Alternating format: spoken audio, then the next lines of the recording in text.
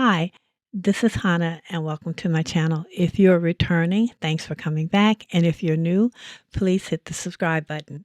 All right, so here we go with this week's adventure in my studio.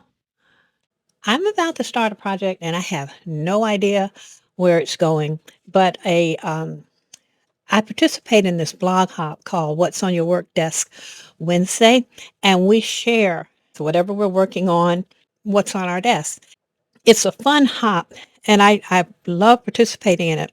I had to lay out for a couple of years when I got sick, but now I'm back in and I really love it. So anyway, if you want to check it out, I'm going to put a link down below, and it's just once a week and we go through each other's to each other's blogs, and we comment, and it's really fun. It's a great group of ladies and they've been around for like 15 years, I think.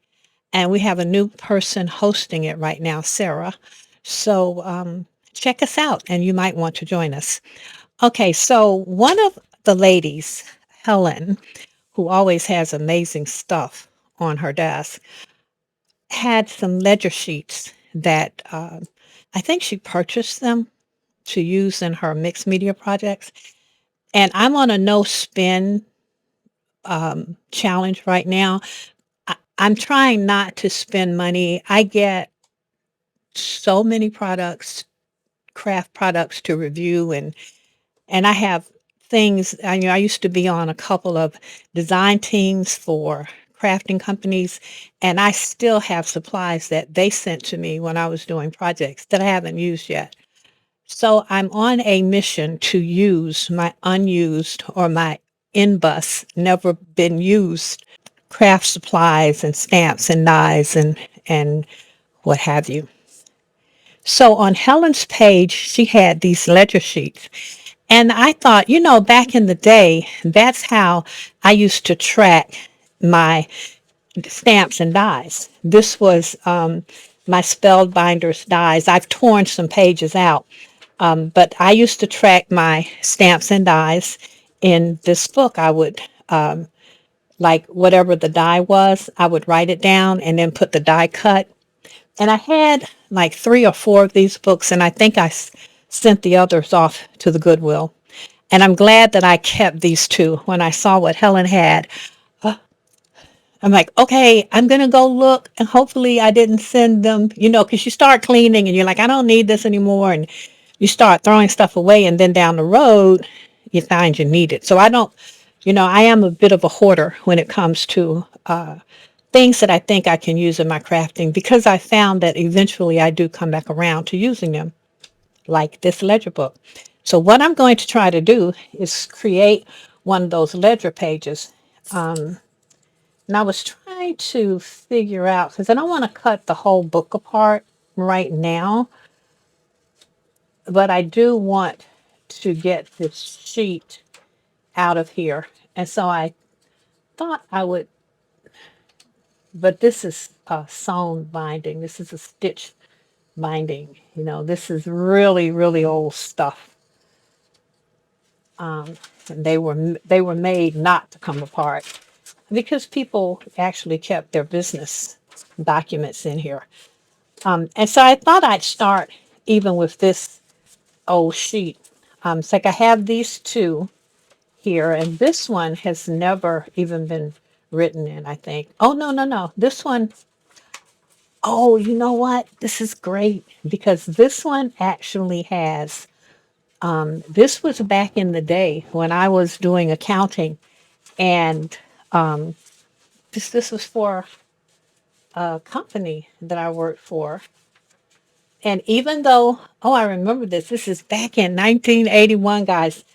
And I remember that even though we did have a computerized accounting system, obviously, in 81, I still like to track certain things manually because, computers were still at the point when things could crash and fail and you could lose information. And there were some things like, and I think these were like all of my engineering consultants. And I wanted to make sure because we were working on government contracts. I wanted to make sure that I knew what was going on with all of my consultants and that I got them paid. So, yeah, look at that. All right, so this is going to be even better because I can just this already has information filled in and it's real it's in my handwriting, it's real accounting stuff. So I will work with especially these pages. I kind of like these pages when I switched over to the black. So I'm going to use those. But for right now, we'll start with this one and see what we have here. And I think that I am going to tape this down on the edges just to keep it from moving because I may use like some smushing on this, and I know the backside won't be usable because and I don't know, I may not smush, I may just blend. Well, we'll see how it goes. And I'm going to go through this in real time, but then I'll probably speed it up before I put this video on YouTube. I just want to get it right below that page number. Okay, that's as good as that's going to get. I'm still going to move this up a little bit to right there. And the great thing about this is that the paper has aged naturally because it's old paper and it's been up there on the shelf. So, okay, so I'm going to start by, so I thought I'd start by using the ledger stamp that I had out. I think I have a bigger one somewhere.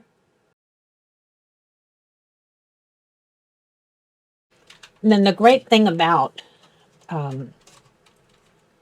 doing mixed media pieces is you are going to have layers and layers. A lot of it won't be seen, and it'll just be seen through the various layers. So, and once I figure out how this is going to work, I may actually just let the ledger, one of them, be an actual journal. Well, I could find my other ledger scripts like that. So I just decided that I would use what I have here in front of me since a lot of this is going to get covered up anyway. I just ran up and down the stairs because my Amazon driver was so sweet. He called and said that he had packages for me and he didn't want to leave them out in the rain.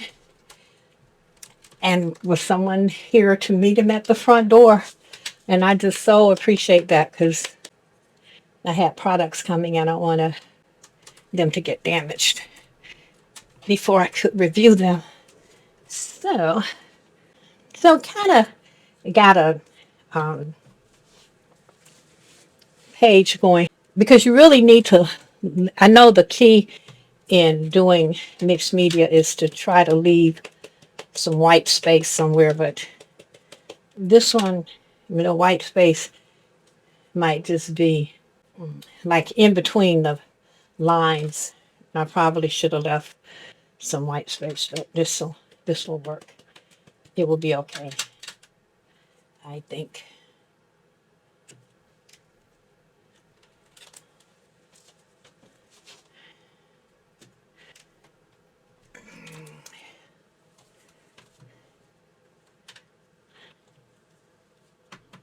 Okay, then at the top,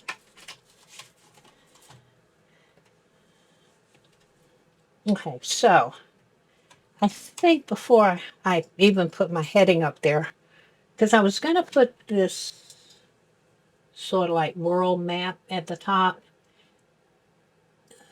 and some of it's going to be covered, but I think I'll do that with the next layer.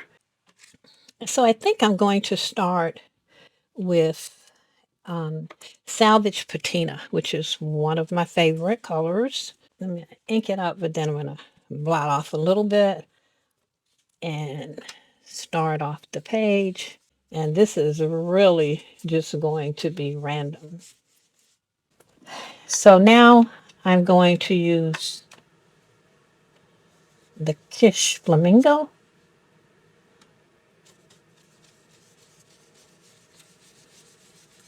And again, just sort of blend it randomly.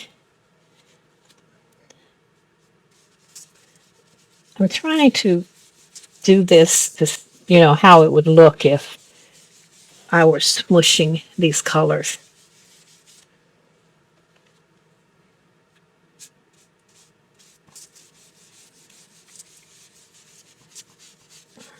Okay. So those seem to be coming in pretty well. Okay, now I am going to come in with some rusty hinge.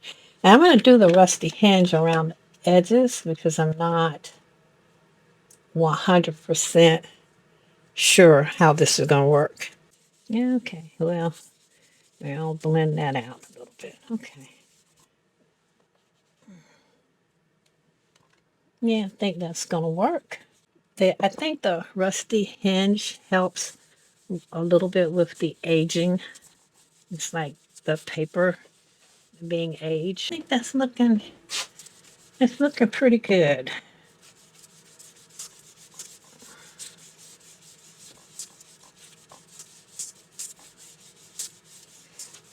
Yep, the rusty hinge brought in the little bit of vintage that I wanted.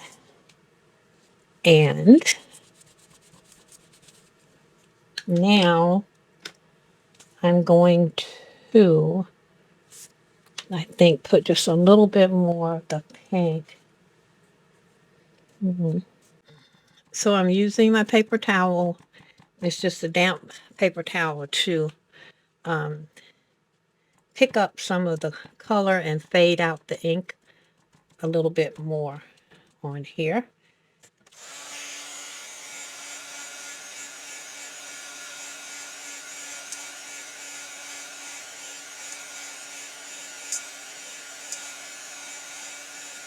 So I think I'm ready to stamp the map.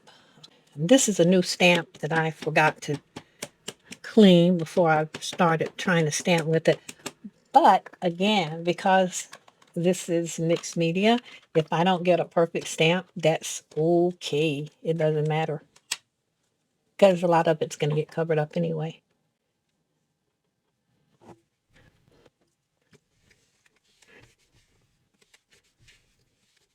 I might try to get that a little. Well, this is going to be interesting. I've never been good at stamping in the same spot.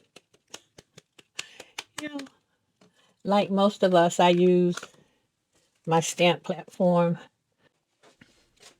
So I'm going through my dragonfly stage, and I created this stencil using an old Tim Holtz steel rule die.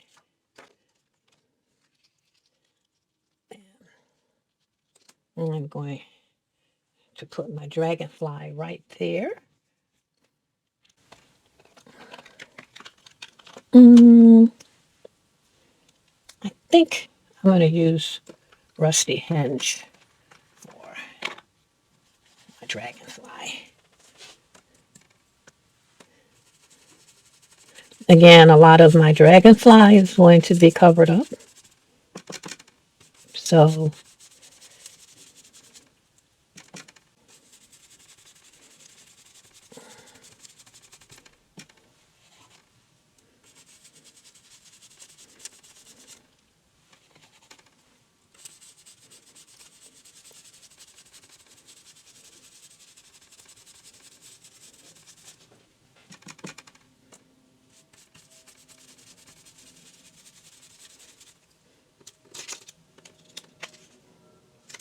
Okay.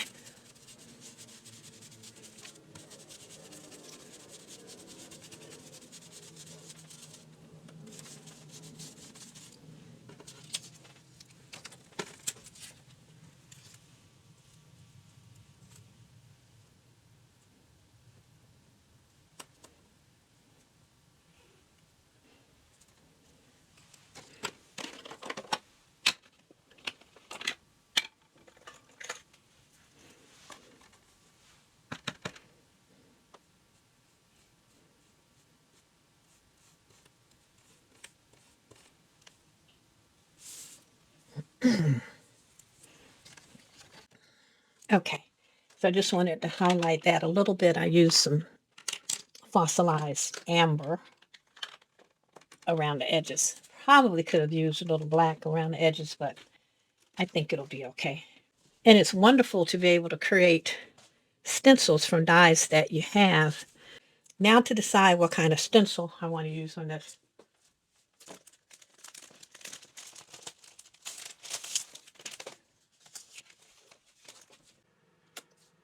I'm just going to go ahead and try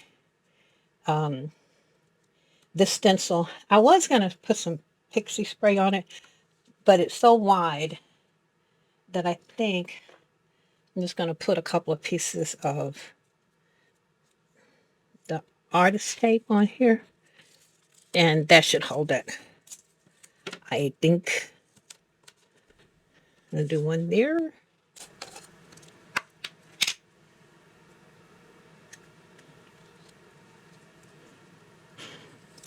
And I'll just put a little. It only takes a little of this texture paste.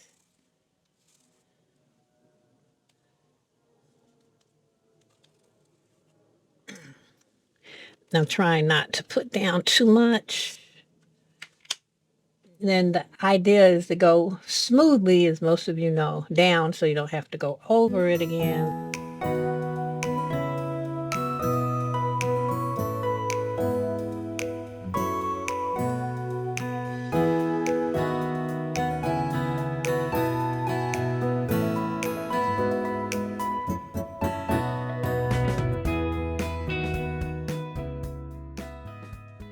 Sometimes I don't want to do the whole design, and so I try to figure out what sections I want to do.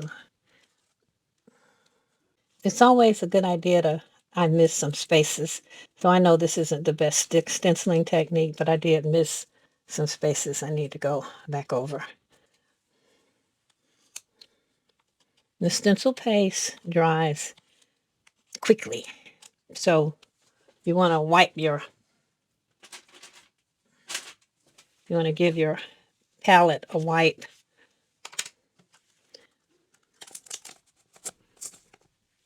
And you want to, once you pull up your stencil, go ahead and clean your stencil. Okay, so I just wanted to get all that modeling paste off.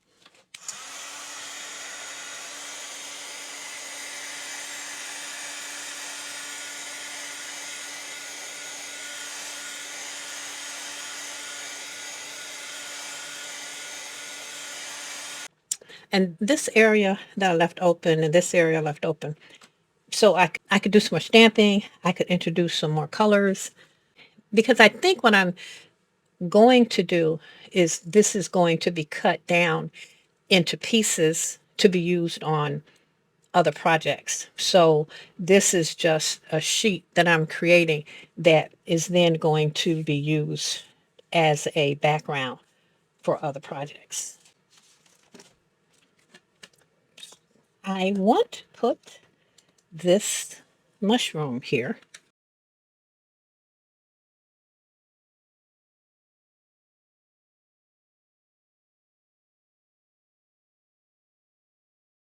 Now I'm going to stamp this again on a sheet of white paper and cut it out.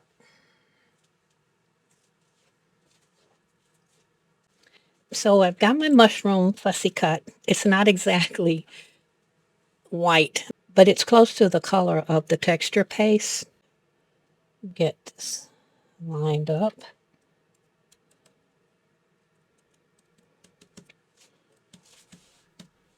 And down it goes. And the only thing I'm thinking now is maybe I need a little splatter on here, and I want something else. Well, my camera was off, and I just did added some random stenciling. So I think now I'm ready to do my splatter.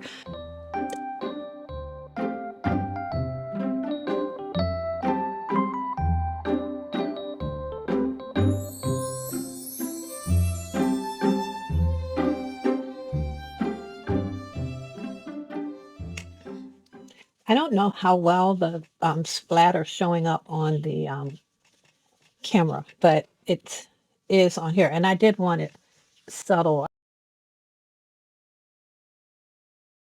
So now I'm just going to take all of the colors that are on my sheet and add them around the edges of the paper in case I need to cut beyond where I have my main design. So that's what I'm going to do here. And as soon as I'm done with that, I will have my completed sheet. And I think the rusty hinge is going to be the dominant color here on the edges. Yeah, that looks good. So that's what this will just round everything out.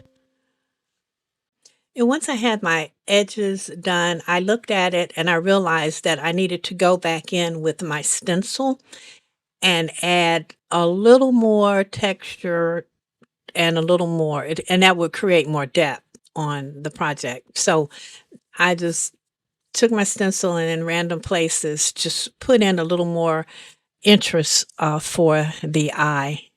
And that really did make it. Now that I have my layer set, I am going to put a little piece of craft foam behind this. So of all the things I thought I'd never run out of, I was actually I was actually out of my large sheets.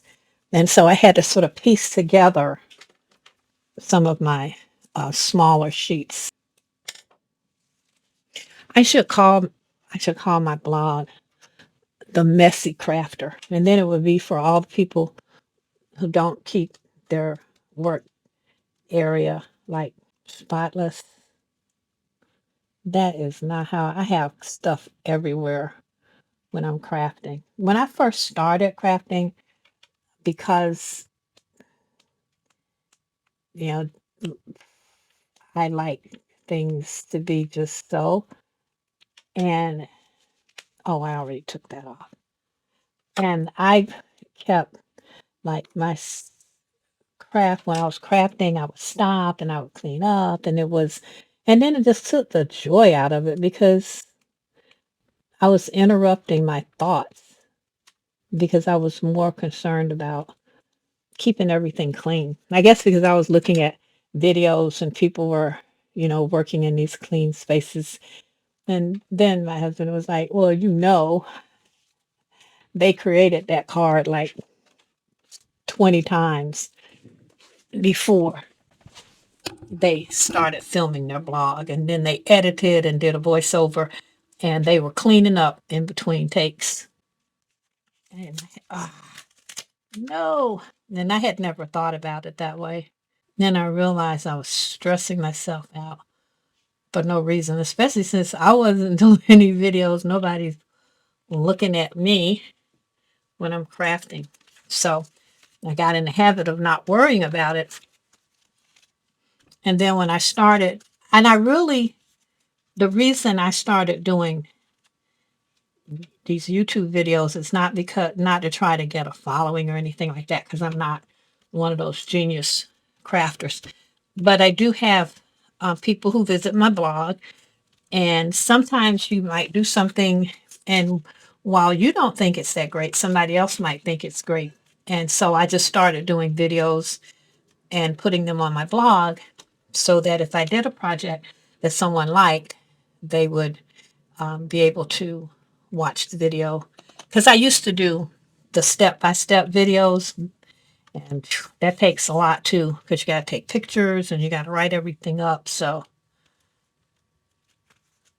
okay. The reason I put the craft foam behind this paper is because I'm using real ledger paper and it's very thin. But I like how this came out actually. And then I'm going to put my sentiments right here. You can have everything,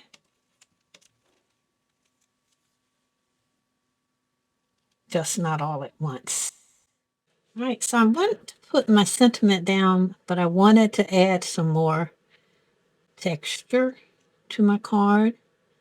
So I'm putting a little thread on there.